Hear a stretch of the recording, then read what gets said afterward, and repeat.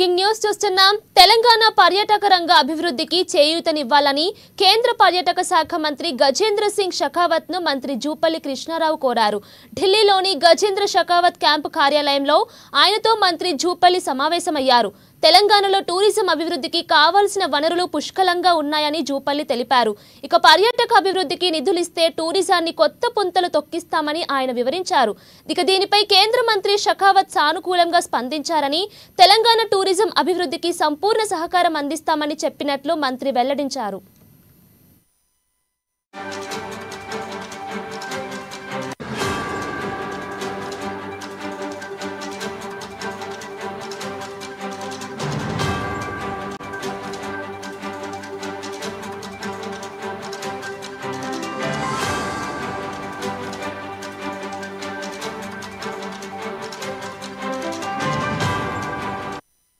తెలంగాణ పర్యాటక రంగ అభివృద్ధికి చేయూతనివ్వాలని కేంద్ర పర్యాటక శాఖ మంత్రి గజేంద్ర సింగ్ షెకావత్ ను మంత్రి జూపల్లి కృష్ణారావు కోరారు.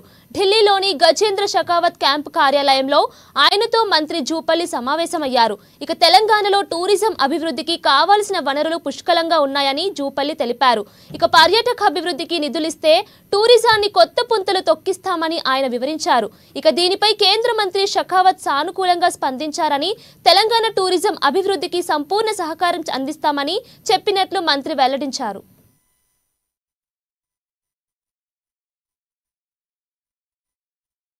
రాష్ట్రంలో, దేశంలో అంతర్జాతీయ స్థాయిలో టూరిజం తప్పించడం కోసం అన్ని రకాల మార్గాలను అన్వేషిస్తూ దానికి సహాయం అడగడం జరిగింది.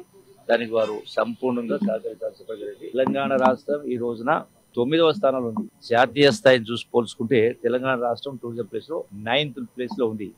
ఈ 9th ప్లేస్ నుండి తెలంగాణ రాష్ట్రాన్ని 1-2 స్థానాలకు తీసుకురావడానికి మా వంతు ప్రయత్నం చేస్తా ఉన్నాం. డెఫినెట్ గా మాకు పూర్తి నమ్మకం ఉంది. రాష్ట్ర ప్రభుత్వం కూడా, గౌరవ ముఖ్యమంత్రి రేవంత్ రెడ్డి గారు కూడా దీనికి సంపూర్ణ సహకరిస్తా ఉన్నారు. మార్కెటింగ్ చేయాల్సిన అవసరం ఉంది. నూతన సాంకేతిక పరిజ్ఞానాన్ని పూర్తిగా తెచ్చుకోవాల్సిన అవసరం కాబట్టి తప్పకుండా ఈ రోజున కేంద్ర మంత్రి గారిని కలవడం మూలన మన రాష్ట్రాన్ని కూడా మేలు రావడం జరిగింది. వారు చాలా ఒక అంశం కాదు, వారికి 3 విషయాల్లో రిపేర్ చేయడం జరిగింది. Ongoing projects and new projects కోసం సహకారం.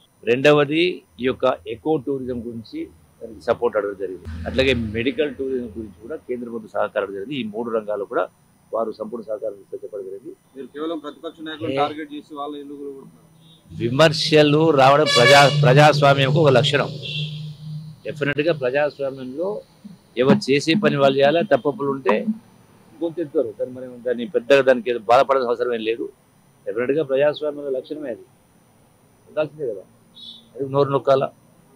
డెఫినెట్ గా ప్రభుత్వం గతంలో చేయనటువంటి ఎక్కడ తప్పులు జరిగినా ఆ తప్పులు సరిచేయాలి కదా. మరి ప్రభుత్వం చెప్తే ఇంకెవరు చేస్తారు?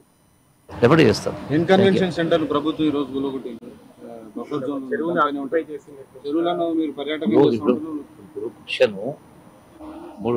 రెండు ప్రధానంగా ప్రభుత్వ ఆస్తుల్ని ఎవరు అక్రమంగా ఆక్రమించినా కూడా ఇది ప్రజల ఆస్తి కదా. ప్రభుత్వ ఆస్తి ప్రజల ఆస్తి కాబట్టి డెఫినెట్గా దాన్ని ప్రొటెక్ట్ చేయాలా. అంటే we have to send A message. గతంలో ఏం జరిగిందో భవిష్యత్తులో ఇటువంటివి జరగకుండా ఉండాలి అంటే జాగ్రత్తలు తీసుకోవాలా. అందులో భాగంగానే